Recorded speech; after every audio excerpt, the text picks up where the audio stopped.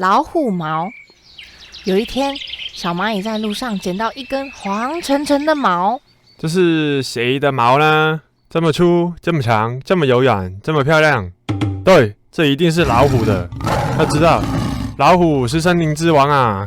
只有森林之王身上才会长出这样又粗又长、又柔软又漂亮的毛来啊！小蚂蚁高兴极了，它那根老虎毛扛在肩头，像一个战士背着长枪一样，雄赳赳、气昂昂地走向森林去。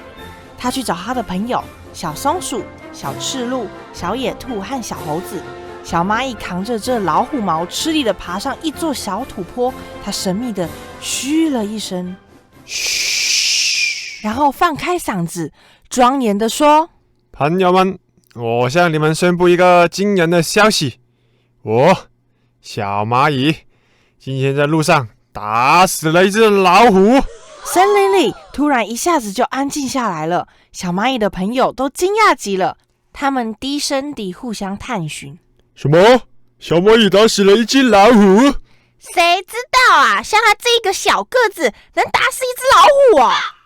小蚂蚁看见大家都不相信他的话，就把老虎毛举得高高的，大声地说：“朋友们，你们看，这就是我从老虎身上拔下来的老虎毛啊！”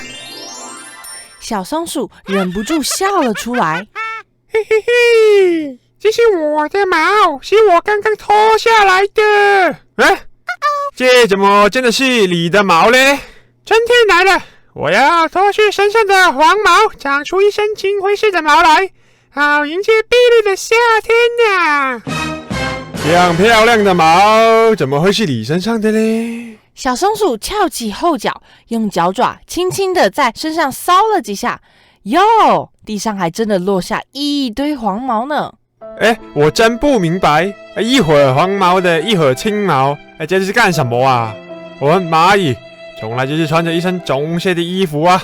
小赤鹿接着说：“小蚂蚁，你不明白啦，你每天在地上爬来爬去的，穿了一身棕色的衣服，跟泥土一样。”调皮的小猴子眨了眨眼睛问：“小蚂蚁，老虎身上有几根毛啊？”这么一问，倒是把小蚂蚁考倒了。天哪，他还没有看过老虎嘞，谁知道老虎有几根毛啊？为了表示自己很英勇，他撒谎地说：“老虎身上就只有一根毛。我把这根毛从老虎身上拔下来的时候啊，它痛得大叫一声，就倒在地上死了。”小赤鹿听小蚂蚁说这般的出奇，就问小蚂蚁：“老虎有多大啊？”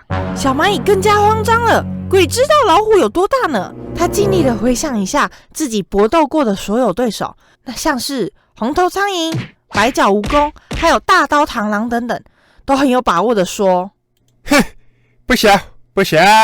你们看看这根老虎毛，就知道老虎比最大的螳螂还要大得多啊！”朋友们听见都哗的一声大笑了起来，把小蚂蚁笑得莫名其妙。好心的小野兔告诉小蚂蚁说：“小蚂蚁，我跟你讲啊，你大概没有见过老虎吧？老虎它是森林中的猛兽，它大极了，就是把小猴子、小松鼠和我加在一起，也没有老虎一条腿重啊！”